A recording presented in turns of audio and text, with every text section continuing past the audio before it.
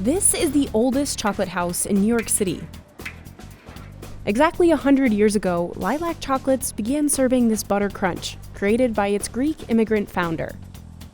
Today, it's run by another immigrant who's kept many of the original recipes. Before working at Li-Lac, I didn't even know what chocolate is. Anwar Koder oversees the production of over 175,000 pounds of chocolate a year, and he still manages to keep it handmade and fresh. New York City was a major chocolate hub back in the late 19th and early 20th centuries, with big brands setting up their headquarters here. But many closed their doors in the wake of the Great Depression, or were sold to other companies. Li-Lac has managed to survive, despite going through several different owners and even having to relocate as rent soared. Its secret? Maintaining tradition, from its vintage molds to its tools, and most importantly, the recipes. That's why we have a very loyal customer base. They know what's going on. They know who we are. We visited the Artisan Chocolatier to see how this New York institution is still standing. At 8 in the morning, a sweet smell fills up Li-Lac's Brooklyn factory. In different corners, you'll see mesmerizing waterfalls of milk, dark, and white chocolate. The company prides itself on making its confections largely by hand and in small batches. That includes the founder's famous butter crunch, made the same way it was a century ago. It starts with sugar. Anwar still uses a scale that's been with the factory since day one. The scale itself is over 120 years old.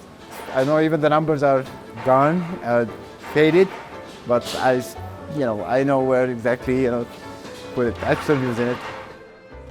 After working here for 34 years, he knows most of these measurements by heart. And this is what cooking is. It doesn't have to be really precise. It's just the experience. He hand scoops tapioca syrup into the mixer. This is one ingredient Anwar updated over the years. Originally, the recipe included corn syrup, but Anwar says he's now opting for healthier alternatives. He heats it all up so it turns brittle, then adds roughly 15 pounds of butter. The cooked butter is just, it just penetrates you, it's in your head. To give it a crunchy bite, he adds 3.5 pounds of chopped almonds. This layer of butter creates a non-stick surface on the marble table, the same one the founder worked with a century ago. The marble tables are a part of the heritage in this company. They are been here since 1923. The marble cools down the sticky mixture while keeping it soft enough to shape. One of the very old tools we still use it to score all the candy. Anwar and his team only have about 15 minutes to spread and cut the candy before it hardens.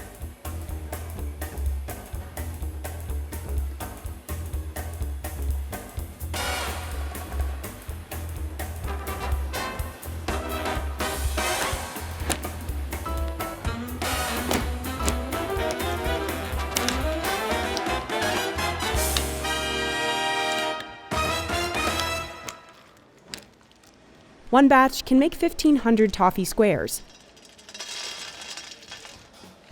They shred fresh almonds into a mountain of dust and coat the candy in milk chocolate before mixing it into the almond powder. Throughout the day, Anwar moves around the factory, overseeing the chocolate production line. Champagne? Okay, finish champagne. Okay, doing that. He says he's memorized most of the company's 120 plus recipes, and about 65 of them made it into a recipe book that Anwar keeps in a safe. The recipes was passed, through employees, basically, and that's how it survived. We always talk about the original recipe. All of it in here. It's in pieces. They're not all together, Now I have them all in the computer. Anwar also added a few of his own recipes, like for peanut butter cups and salted caramels. But 34 years ago, he didn't even imagine he would be running a chocolate factory. I wasn't like a chocolate fan, basically, to be honest. Of course, like a little, but I wasn't a chocolate fan. He moved to the United States from Lebanon to study computer programming when he was just 24 years old. But he had to drop out after his first year because his family back home couldn't afford the tuition fees. I started looking for a job, part-time job, for pocket money. He eventually landed one with Li-Lac just before Christmas of 1989.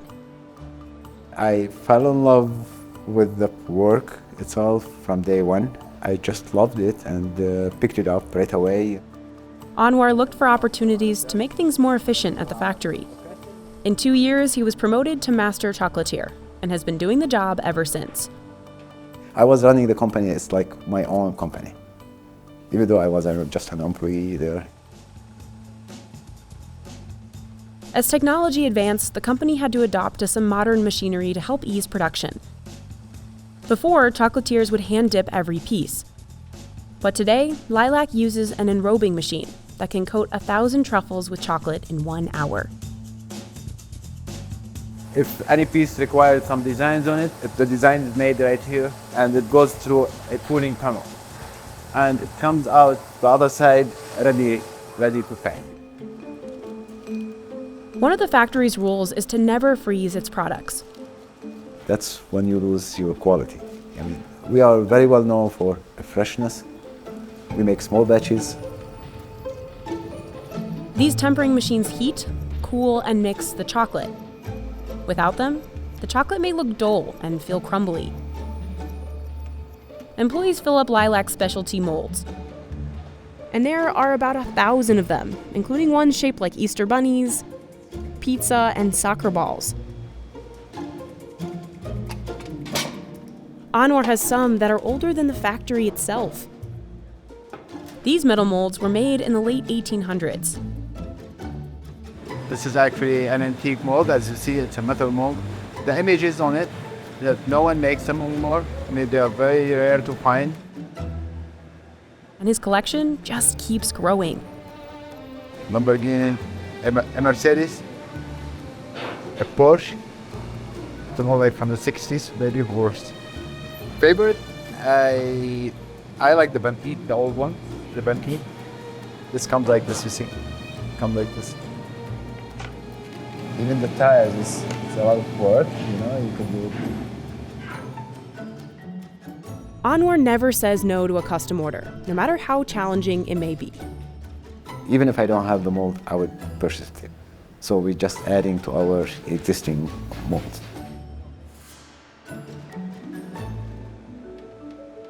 This giant turkey mold is almost 30 years old.